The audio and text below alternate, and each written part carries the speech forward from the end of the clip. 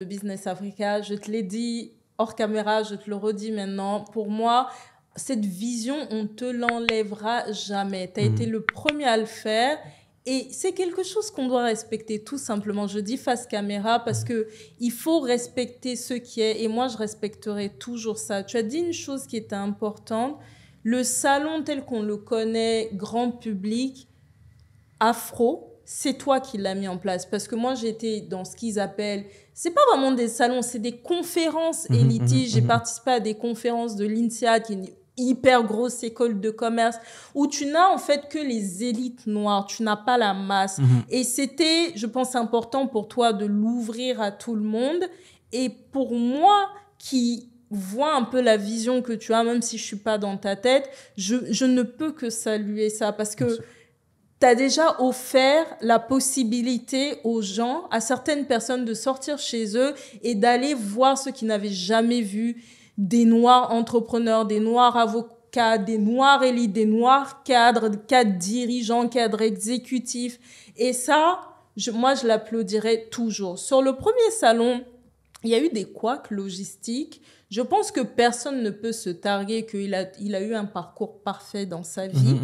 Donc, une fois que ça c'est dit, il y avait deux questions que moi je voulais te poser sur le premier événement. Première question, c'est comment tu t'es senti quand les gens ont commencé à dire dans les commentaires, Régis, rends-nous l'argent, tu as volé notre argent, c'était nul, il y avait pas, tu nous as promis qu'il y aurait X, Y, tu n'as pas tenu tes promesses.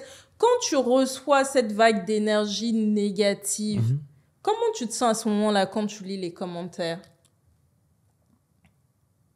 Je lis, et le soir même, je crois que le soir même, je suis invité dans une discussion. Comment ça s'appelait à l'époque, le premier truc de discussion qu'ils avaient lancé, c'était Room, je sais pas quoi.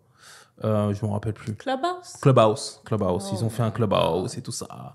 On met dans la sauce, business africain, nanani, c'est là pour...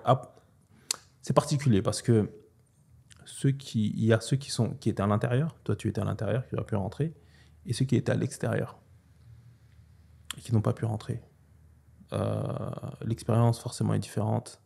Ceux qui étaient à l'intérieur filment et disent ouais, c'est trop bien, il y a Samuel Eto'o, il y a la ministre Elisabeth Moreno, il y a Harry Roselmack, il y a Claudicia Rayad, c'est trop bien à l'intérieur.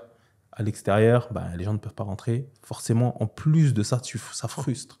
Parce que de savoir que c'est bien à l'intérieur et que nous, on a payé notre place et on ne peut pas rentrer. C'est normal.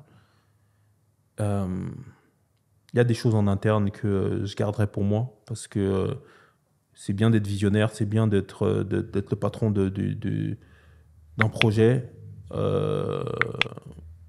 Et c'est aussi important de prendre toutes ses responsabilités, même quand des fois, ce n'est pas de ta faute.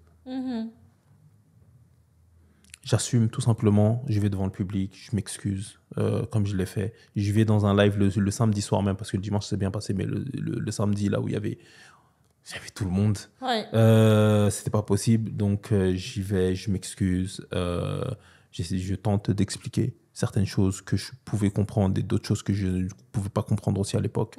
Je comprends l'engouement. Je comprends aussi la déception de personnes qui n'ont pas pu entrer. Je me dis que je savais qu'on pouvait faire quelque chose de gros. Je ne savais pas que ça allait être aussi balèze, honnêtement.